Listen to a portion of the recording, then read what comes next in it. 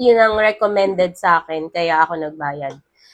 Pero, pwede siyang i-apply through charity. So, pwede siyang for free.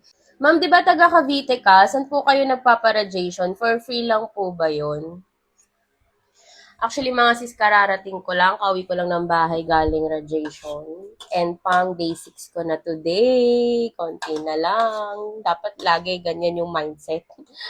Although nakakapagod yung biyahe. Pero, syempre, kailangan. Bago ko sagutin yan mga sis, i-share ko muna sa inyo itong kinakain ko nung nag-chemo ako. Kasi, ang isa sa side effects na talagang, hindi naman pinahirapan, pero always kong nararamdaman is yung bloated yung tiyan, constipated, hirap akong dumumi. Kaya naman, araw-araw akong kumakain ng hinog na papaya and ang laking tulong talaga na sa akin nito.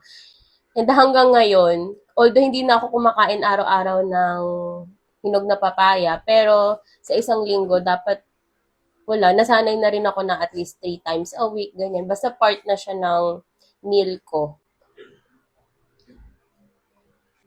Kaya sa mga bloated and constipated din dyan, try nyo din, baka gumana din sa inyo itong papaya, di ba? At least hindi na kayo ng additional meds pa.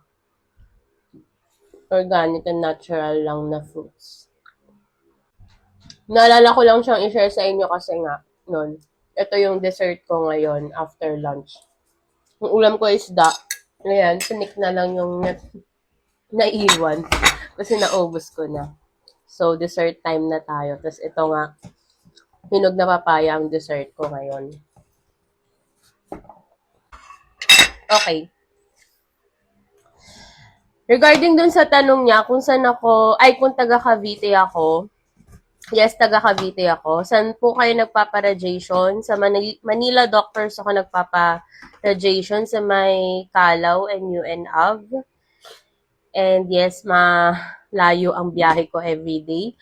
Then, next question niya is, kung for free lang po ba yun? Sa case ko, sis, nagbayad ako kasi para ma-secure ko yung slot na ni-require sa akin ng onco ko. Kasi may tina-target kaming schedule. So, ayun, case-to-case basis siya. Yun ang recommended sa akin, kaya ako nagbayad.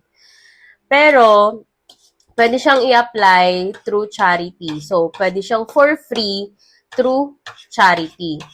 Ang gagawin nyo lang is pumunta kayo ng personal doon sa Manila Doctors, then mag-inquire na lang kayo doon sa may ground floor, sa OPD. Tanong nyo na lang sa guard kung saan yung OPD for charity. Then, ang alam ko is i-interviewin kayo doon. Then, depende sa magiging sagot nyo yung requirements na hihingiin sa inyo. So, ayun. Sana nakatulong ako.